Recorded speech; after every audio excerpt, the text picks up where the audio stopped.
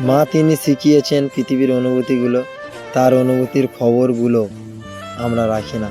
মায়ের চোখে দুঃখ কষ্ট দেখে বড় হয়েছি আমরা। আমাদের প্রতিষ্ঠিত করতে জীবন পার করা মানুষটির জীবনে যে কত অপূর্ণ ইচ্ছা রয়ে যায়, সে খোঁজ কি কখনো নিয়েছি আমরা?